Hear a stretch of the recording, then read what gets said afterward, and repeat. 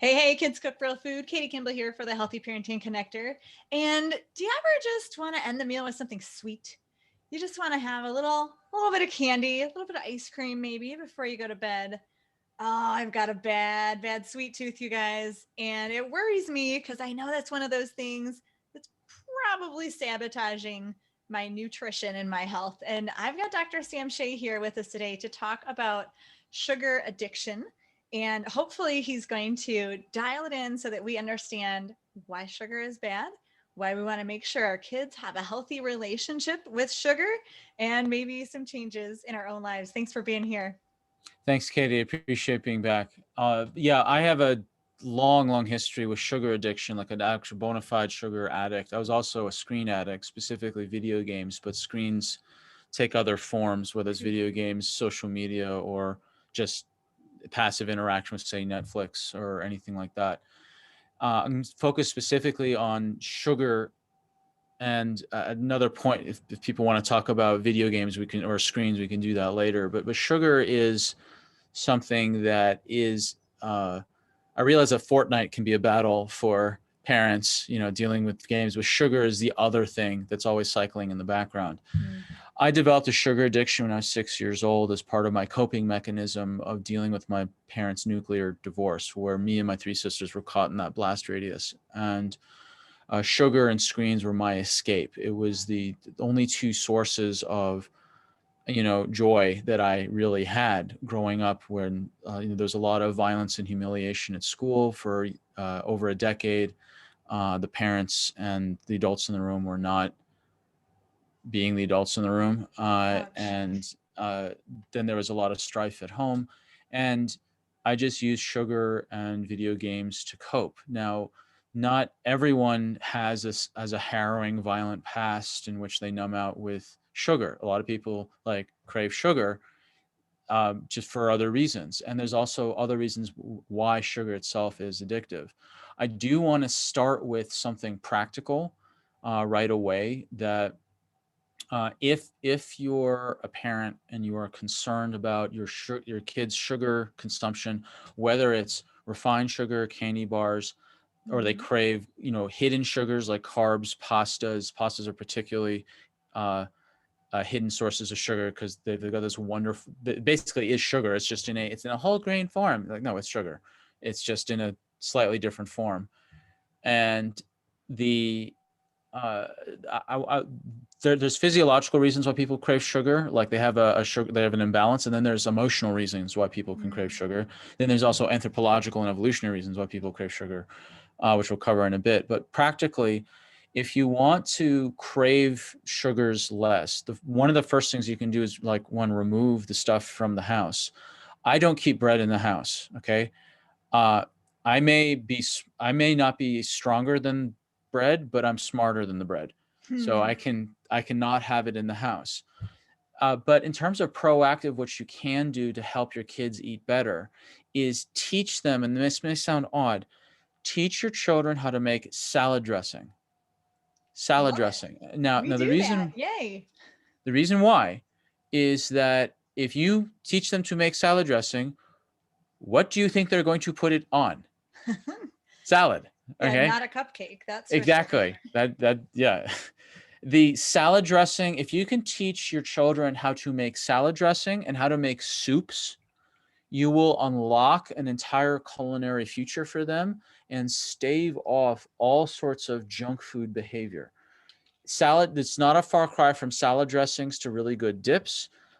Soups are the most forgiving dish on the planet, because if you screw up, you just add more water or add more Mhm. spices or add more vegetable. When in doubt, you add lime and or lemon and or salt and or more spices and or more parsley, and you're You're good. done. Like, that's pretty much it. Like, that's the big, you know, Gordon Ramsay secret. I'm spilling the beans, whatever. Um, so soups and salad dressings, I would urge every parent listening to this, that is the thing to teach your children. The other thing to do is replace all your spices now with organic, clean, fresh spices. Budget $50, go to any health food store and just buy all your spices organic only, fresh. Why? Hmm. Because spices are per pound for pound basis are the highest concentrations of nutrition on the planet next to eating insects and organ meat. And I'm taking a guess you're going to prefer eating spices over those other two. I'm guessing. Probably a good guess, especially the middle one. Exactly. Yeah. But now, like, what if we already have good spices, decent Well, spices? how old are they? I'd spend If way more than 50 if I tried to replace all mine. Well, I understand that. Then I'm saying 50 so that it's not doesn't seem too high. But the Ah, thing is that it's a gateway. It's a gateway spice.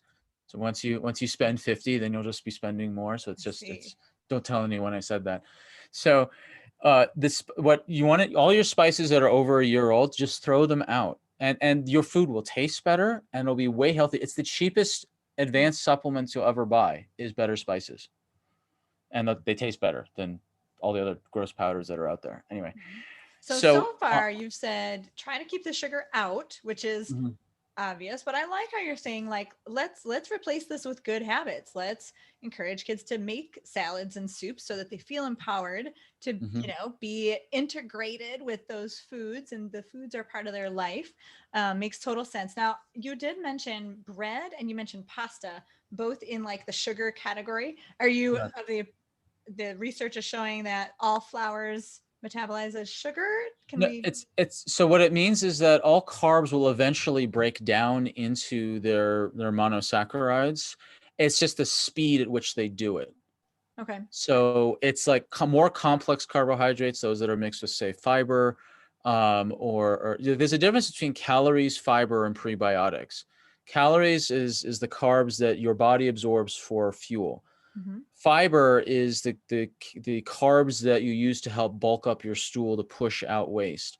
And prebiotics are the calories not for you, but for your beneficial bacteria. So the carbs is a very complex, subject. Carbs is and it's a complex subject. And when I'm talking about pasta breaks down into sugar, I can sound a bit alarmist, but it is technically true.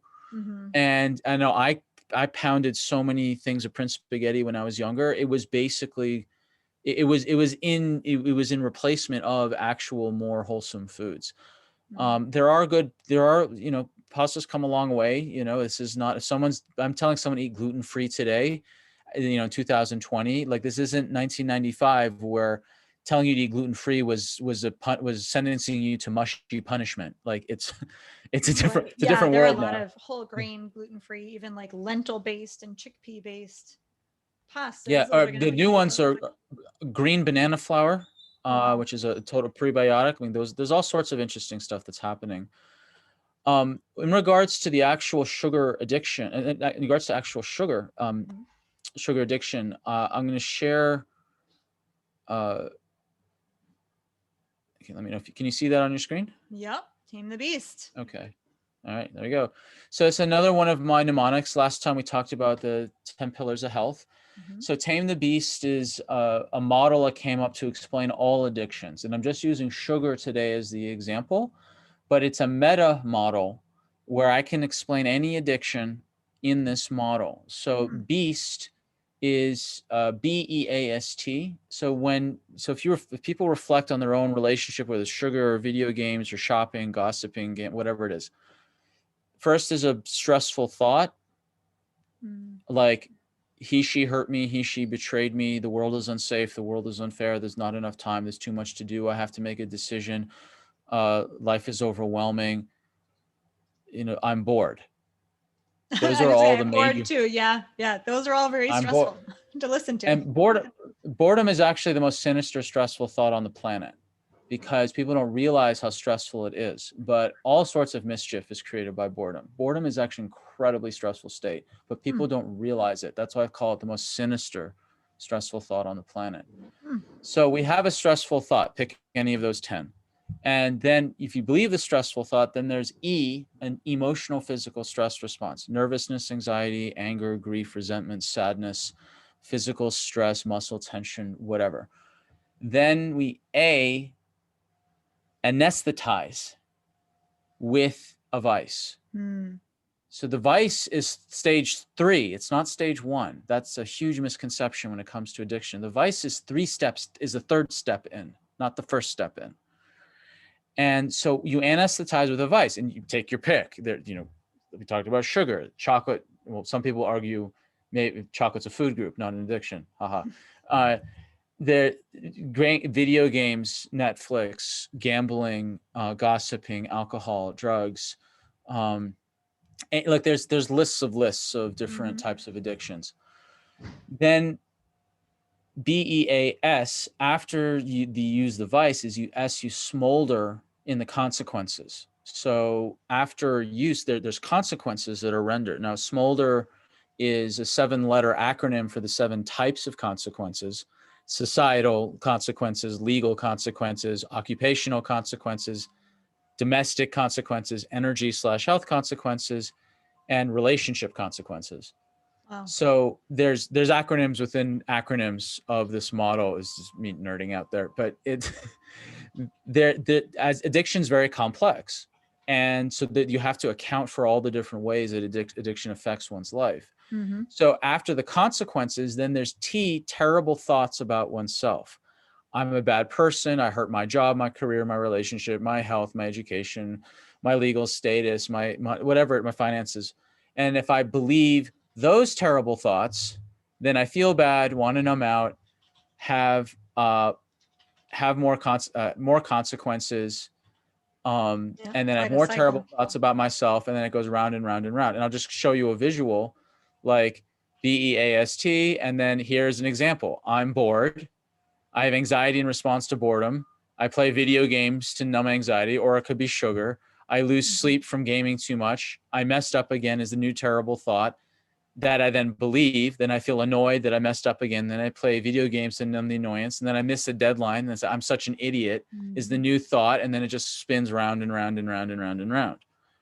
So this is the model. And when we're talking about sugar, sugar is addictive for multiple reasons, not just because it tastes good, but genetically and paleolithically, it was rare and quick calories because we had legitimate starvation issues that were all year round. Additionally, the deal with the fruit tree was the following. I will make my fruit really sweet and look very ripe when it's ready to be eaten, so you can eat the fruit and then walk away from the mother tree and poop the seeds farther away with its own pile of manure. In exchange, I will give you calories and vitamins in the flesh of the fruit. That was the deal with nature. Does that make sense? Oh yeah, totally. Yeah. Little conversation there. Exactly. That's why our eye, the human eye, is uniquely evolved to detect the patterns of snakes and the color of ripe fruit. That's one of the super refined things about human vision. So then there's cultural associations with sugar, that it's associated with celebration, love, and gifts. And only the most annoying, bolder parent will hand out cooked broccoli for Halloween. Exactly. You know, out of solidarity. This is good for you. No, that's like, no, you celebrate with sugar in the rest of the, human population, right? So then there's a neurological reason, is that the sugar rewards the same mechanism similar to drugs, like the dopamine pathways and so on. And this is where a lot of people will say sugar addiction is a hoax.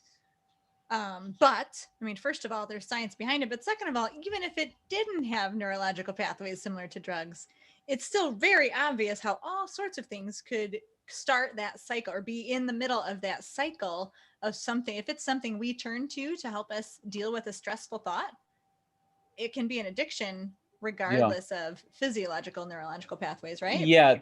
There's a certain level of, I mean, I'll keep my 4-letter words to myself. There's a certain level of insistence on the part of certain quote unquote addiction experts that only chemicals are the real addictions, that it's not a real addiction unless there's a chemical associated with it and a chemical pathway specific to that chemical addiction.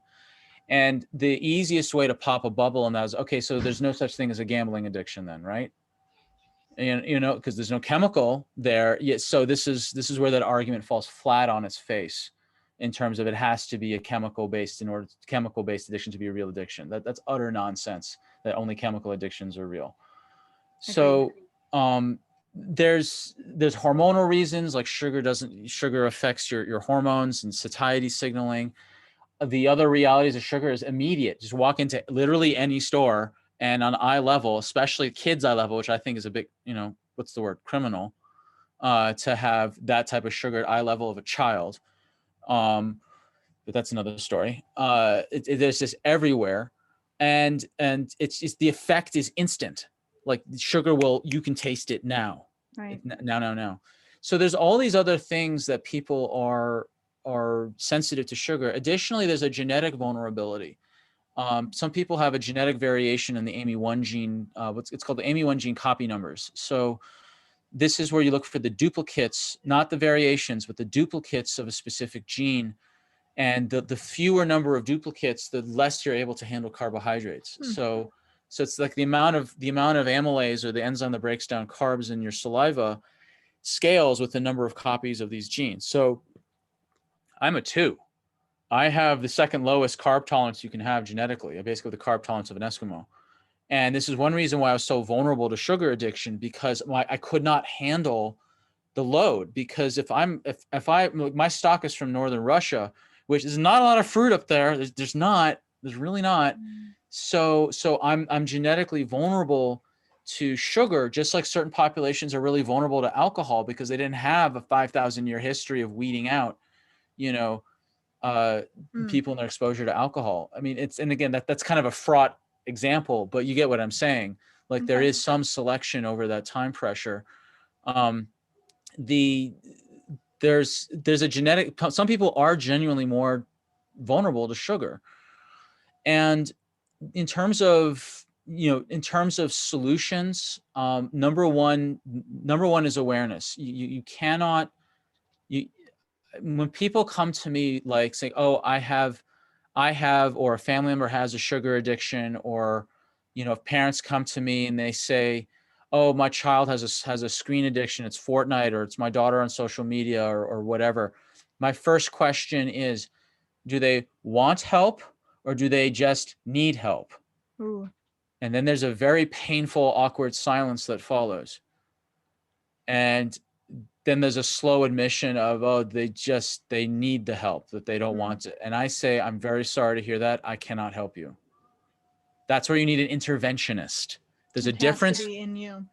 Yeah, the interventionist, like this. This is a book. If people have that issue with Wainwright and Poznanovich, called "It's Not Okay to Be a Cannibal." I beg people to get this book if they're having trouble with people with addictions in the house. They are interventionists. And my model is not intervention.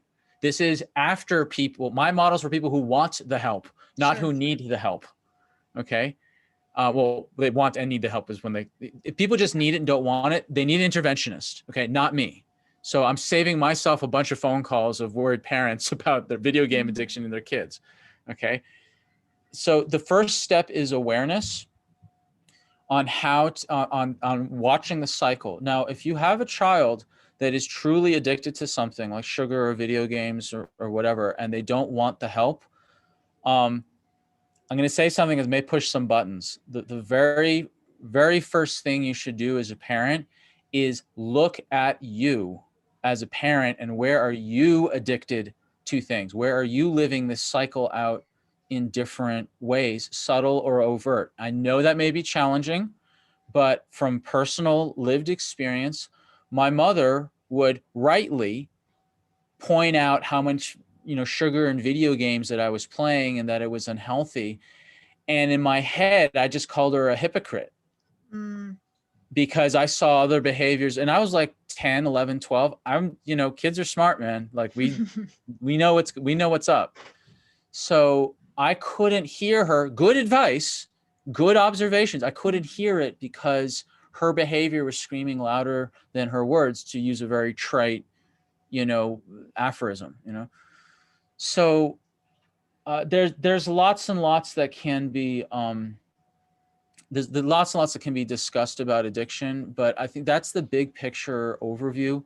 And if people want a worksheet on more details of these phases is go to tamethebeastofaddiction.com, just all one Okay. word, tamethebeastofaddiction.com.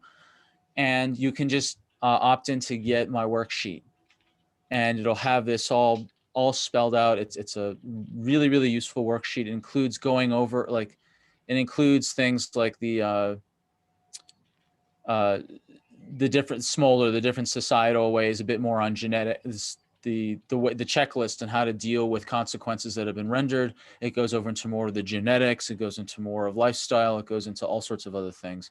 But that's the big picture overview. Coming from someone who was a sugar addict and also Mhm. helps other addicts, I feel like the big picture overview is the most useful for people to understand so they can go forward.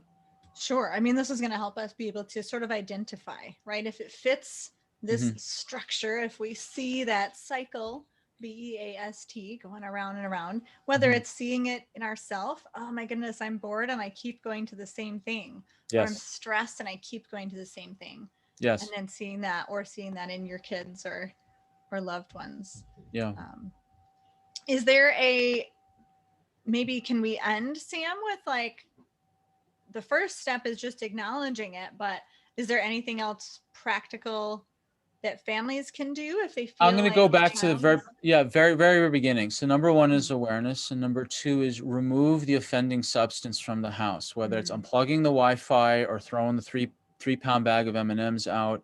I know we're coming up, sometimes in the holidays like Halloween, where it's just like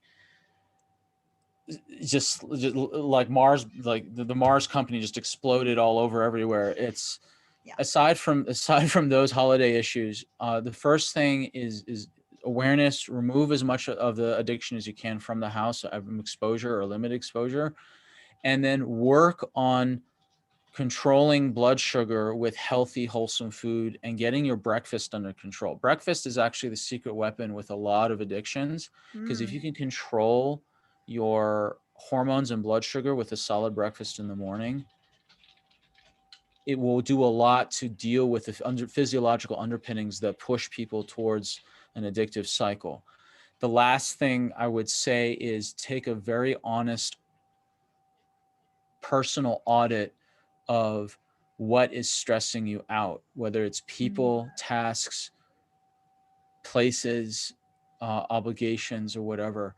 Because a lot of times people are addicted to things because they are trying to numb out from mhm, some stressful, repeated stressful thing in their life, and they just haven't sat down, bit their lip, and just really wrote out what are the things that are truly bothering me in my life right now. And then from there, you can strategize, whether it's disengagement, breathing techniques, therapy, sure. whatever it may be. But you first have, like, my main message is step back and look at the bigger picture before Hmm. diving into something. Salad dressing aside, there's just step back and have a look and take a big picture view. Sure. Makes sense. And again, I love that you started out with, rather than worrying about problems, try to insert the solutions into your normal life. Solutions being teaching the kids to make salad dressings. We can help with that. Teaching the kids to make soup. Most absolutely love it. Mhm. Well, thank you so much, Dr. Sam Shea, for sharing your experience as a child, your experience as a practitioner, a functional practitioner, a chiropractic Mhm. practitioner, and just all of your wisdom and knowledge. We here at the Healthy Parenting Connector and Kids Cook Real Food really appreciate it. Thank you, Katie, very much, truly. Yeah. All right, everyone. See you next week for yet another expert to help you raise those healthy kids that you desperately want to launch into the world at 18. I'm Katie Kimball for Kids Cook Real Food.